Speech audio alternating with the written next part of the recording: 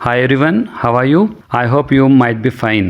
आज का हमारा टॉपिक है यूज़ ऑफ कुड। दोस्तों, कुड एक ऐसा टॉपिक है जिस पे कई लोगों को बहुत सारे डाउट्स हैं। तो अगर आप इस वीडियो को अंत तक देखते हैं तो आज आपके सारे डाउट्स क्लियर हो जाएंगे। मैंने एक एक टॉपिक को बहुत ही अच्छे से समझाने की कोशिश की है। तो चलिए आज के वीडियो की शुरुआत करते हैं।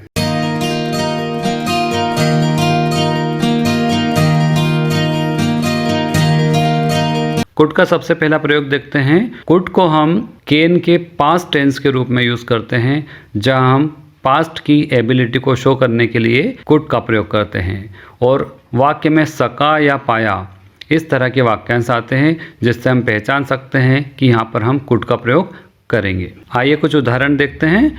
मैं उसकी बात समझ सका, I could understand his point. वो हमारी मदद नहीं कर सकी, she could not help us. Akash इतनी ऊंची पहाड़ी पर कैसे चढ़ पाया, how could Akash climb such a high hill. इस तरह के वाक्यों को बनाने के लिए हम subject plus could plus V1 plus object, इस स्ट्रक्चर का प्रयोग करते हैं। इसी स्ट्रक्चर का प्रयोग दूसरे सेंस में भी किया जाता है, जिसका अर्थ होता है सकता था, सकती थी, या पाता था, पाती थी इत्यादि। उदाहरण के माध्यम से आप इसे बेहतर समझ सकेंगे। तो देखते हैं उदाहरण। जब मैं बच्चा था 10 किलोमीटर दौड़ सकता था। When I was a child, I could run 10 kilometers. वह पहले अपने पैरों पर खड़ा नहीं हो पाता था। Earlier, he could not stand on his feet. जब तुम जवान थे, कितना वजन उठा सकते थे? How much weight could you lift when you were young? दोस्तों, ऐसा बिल्कुल नहीं है कि कुड का प्रयोग हम सिर्फ पास्ट में सका, पाया या सकता था, सकती थी के सेंस में कर सकते हैं। इसे हम वर्तमान में भी प्रयोग कर सकते हैं। तो आइए हम देखते हैं कुछ इस तरह के उदाहरण जहां इसका अर्थ होता है सकता है, सकती है, ठीक उसी तरह जैसे हम कैन का प्रयोग पढ़ते हैं। सबसे पहले देखते हैं पॉसिबिलिटी के लिए हम किस तरह से कुड का प्रयोग कर सकते हैं। वह तुम्हें शाम तक पैसे दे सकता है, he could give you money by evening. आज बारिश हो सकती है, इट कुड रेन टुडे। यहाँ यह बताना आवश्यक है कि जब हम कुड का प्रयोग पॉसिबिलिटी के लिए करते हैं तो उसकी जगह हम मे या माइट का प्रयोग भी कर सकते हैं। सकता है, सकती ही के अर्थ में हम अगला प्रयोग परमिशन लेने के लिए भी कर सकते हैं। जैसा कि मैं आपको पिछले वीडियो में बता चुका हूँ कि यदि हमें ऐसे व्यक्ति से परमिशन चाहिए जो ओहदे में हमसे बड़ा हो तो हम औपचारिक परमिशन लेते हैं और उसके लिए मे का प्रयोग किया जाता है। वहीं अनौपचारिक परमिशन के लिए हम कैन का प्रयोग कर सकते हैं। लेकिन अगर हमको ऐसे व्यक्ति से परमिशन लेनी है जो ना तो ओहदे में हमसे बड़ा है, ना ही हमारा आम दोस्त या मिलने वाला हो, तो हम कुड का प्रयोग कर सकते हैं। जैसे हम किसी अपरिचित से उसका फ़ोन लेंगे तो कहेंगे, क्या मैं आपका फ़ोन उपयोग कर सकता हूँ? Could I use your phone? या फिर अगर हमें बैठने के लिए परमिशन लेनी तो हम पूछ सकते हैं, क्या मैं यहाँ बैठ सकता हूँ? Could I sit here? सकता है, सकती ही के सेंस में कुड का जो अगला प्रयोग है वो है पोलाइट रिक्वेस्ट के लिए। यदि हम किसी से बहुत ही नम्रता के साथ निवेदन करना चाहते हैं तो हम कुड का प्रयोग कर सकते हैं। जैसे, क्या आप कृपया मुझे मंदिर का रास्ता बता सकते हैं? Could you please tell me the way to the temple? दूसरा उदाहरण, क्या आप कृपया सड़क पार करने में मेरी मदद कर सकते हैं? Could you please help me cross the road? Could का इसी सेंस में हम अगला प्रयोग सजेशन के लिए कर सकते हैं। जब हमें किसी को सलाह देना हो तो हम कुड का प्रयोग करते हैं।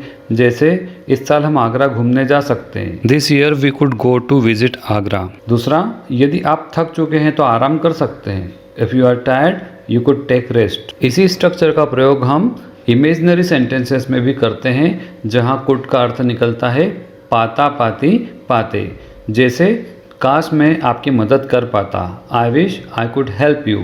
दूसरा वाक्य, यदि वह पक्षी होती तो वह उड़ पाती, if she were a bird she could fly. यहाँ आपके मन में प्रश्न हो सकता है कि शी के साथ वास का प्रयोग होना चाहिए, लेकिन मैं आपको बताना चाहता हूँ कि जब हम इमेजिनरी सेंटेंसेस बनाते हैं तो वहाँ सब्जेक्ट के साथ हमेशा वर का प्रयोग ही किया जाता है। पाता, पाती, पाते के सेंस में ही कुड का प्रयोग हम कंडीशनल सेंटेंसेस बनाने में भी कर सकते हैं। जैसे, यदि मेरे पास थोड़ा और समय होता तो मैं सारे प्रश्न हल कर पाता। If I had some more time I could solve all the questions. दोस्तों, अभी तक हमने जो भी प्रयोग देखे उसमें हमने कुड के बाद वर्ब की फर्स्ट फॉर्म का प्रयोग किया, किंतु अब हम देखेंगे कुड के साथ बी का प्रयोग। इस तरह के वाक्यों में कुड बी का अर्थ होता है हो सकता है या हो सकता था। आइए कुछ उदाहरण के माध्यम से इसको हम समझने की कोशिश करते हैं। पहला उदाहरण है, Manish could be eight shop right now. क्योंकि वाक्य में राइट नाउ का प्रयोग किया गया है, जिससे हम समझ सकते हैं कि वाक्य प्रेजेंट टेंस का है और इसका अर्थ निकलेगा मनीष इस समय दुकान पर हो सकता है। किंतु यदि हम इसी तरह का दूसरा उदाहरण लें, Rahul could be at school but he wasn't. इस वाक्य में क्योंकि वाजंट का प्रयोग किया गया है, जिससे ये समझ में आ रहा है कि वाक्य पास्ट टेंस का है। कुड का जो अंतिम प्रयोग है उसमें हम कुड के साथ हैव का प्रयोग करते हैं और अर्थ हो जाता है पास हो सकता है या पास हो सकता था। जैसे she could have a laptop next year if she scores 80% marks in exam. यहाँ हमने देखा कि जो वाक्य का दूसरा क्लास है उसमें स्कोर्स का प्रयोग किया गया है, जिससे हमें समझ में आ रहा है कि यह वाक्य प्रेजेंट टेंस का है। अर्थात इसका अर्थ निकलेगा उसके पास अगले वर्ष लैपटॉप हो सकता है यदि उसे परीक्षा में 80% अंक मिल जाए। दूसरा वाक्य Yash could have a job today if he had worked hard. यहाँ पे दूसरा क्लास देखें, ही हैड वर्कड। इससे स्पष्ट समझ में आ रहा है कि वाक्य पास्ट का है, इसलिए अर्थ निकलेगा यश के पास आज नौकरी हो सकती थी यदि उसने कठिन परिश्रम किया होता। तो हमने देखा पास हो सकता है या पास हो सकता था, दोनों ही सेंस में कुड हैव का प्रयोग किया जा सकता है। तो दोस्तों हम एक बार रिवाइज कर ले। हमने कुड के 3 स्ट्रक्चर को सीखा, could plus V1, could plus be या कुड प्लस हैव, जिसके अर्थ अलग अलग निकले। जैसे सका, पाया, सकता है, सकता था, हो सकता है, हो सकता था, पास हो सकता है, पास हो सकता था। क्योंकि हम एक ही मॉडल का कई अर्थों में प्रयोग कर रहे हैं, आपको कन्फ्यूजन हो सकता है।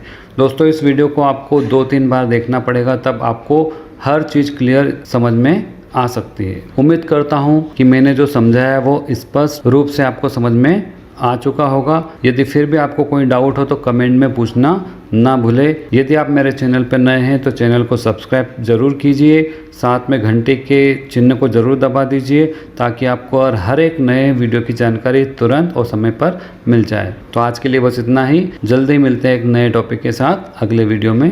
तब तक के लिए बाय।